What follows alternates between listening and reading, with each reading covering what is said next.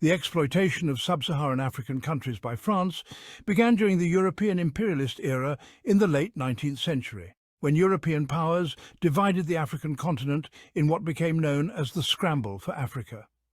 France established a vast colonial empire covering areas of West and Central Africa such as Senegal, Mali, Chad, Côte d'Ivoire and others, organised into territories known as French West Africa, AOF, and French Equatorial Africa, AEF. French colonization was primarily driven by economic interests. France sought to extract natural resources such as minerals, timber and rubber to sustain its growing industrial economy. Additionally, it aimed to open new markets for French goods and access cheap raw materials.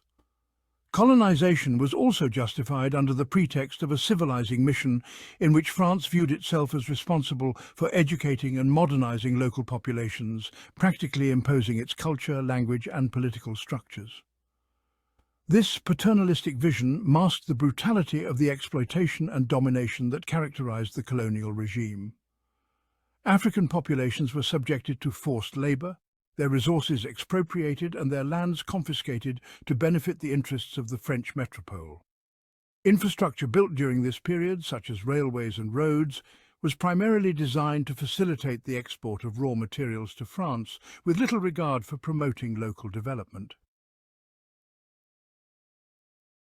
With waves of independence in the 1950s and 60s, many African colonies formally severed colonial ties. However, economic and political dependencies continued through a network of influence known as Françafrique.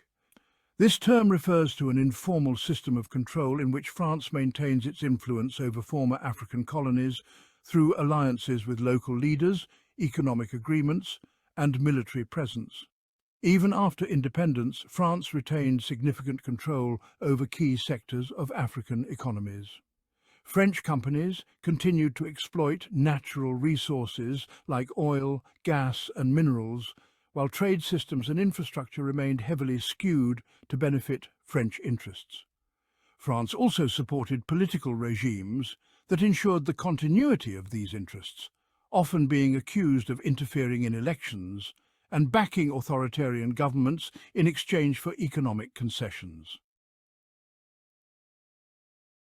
Today, French exploitation in sub-Saharan Africa is often viewed as a form of neocolonialism, in which the economic and political structures established during the colonial era continue to benefit France even after formal independence. This exploitation manifests in several ways. France maintains a dominant presence in strategic sectors of sub-Saharan African economies, such as energy, mining, telecommunications and infrastructure. French companies like Total Energies in oil and gas and Ballot in logistics and transportation continue to operate extensively in these countries, often securing favourable terms in contracts and concessions. One of the most evident symbols of this economic dependency is the CFA franc, a currency used by many West and Central African countries that is controlled by the French treasury. While the currency has provided financial stability in some respects, critics argue that it limits the autonomy of the countries that use it, as monetary policy is largely determined by France. This also ties these economies to the euro, restricting their options for independent growth and development. France maintains a significant military presence in various regions of sub-Saharan Africa, particularly in the Sahel, a region spanning countries like Mali, Niger and Chad. Military operations like Operation Barkhane were launched with the stated goal of combating terrorism and Islamist extremist groups, but there are criticisms that these missions also serve to protect French economic interests, such as access to strategic resources like uranium, vital to France's nuclear energy sector. Additionally, the military presence is often seen as a way to maintain political stability in regimes allied with France, ensuring that these governments remain pro-Western and open to business with French companies. France's political influence in sub-Saharan African countries is an integral part of its exploitation model. Through close ties with local political elites, France exerts pressure on governments to adopt policies that favour French economic and strategic interests. In many cases, this involves supporting authoritarian regimes that guarantee stability and predictability for French businesses, even if it goes against the democratic aspirations and rights of the local population.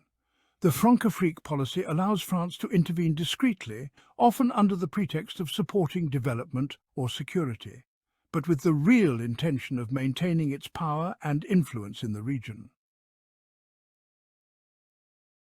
In recent years, there has been growing resistance to French presence, with social and political movements in countries like Mali, Burkina Faso, and Niger questioning France's role in exploiting their resources and interfering in internal affairs. Protests against the French military presence and the CFA franc have become more frequent, with some nations demanding greater control over their economies and security. At the same time, new global powers such as China and Russia are increasingly inserting themselves into the African continent, offering alternatives to French influence, which is reshaping power dynamics in the region. France's exploitation of sub-Saharan African countries, which began during the colonial era, continues today in various forms of neocolonialism.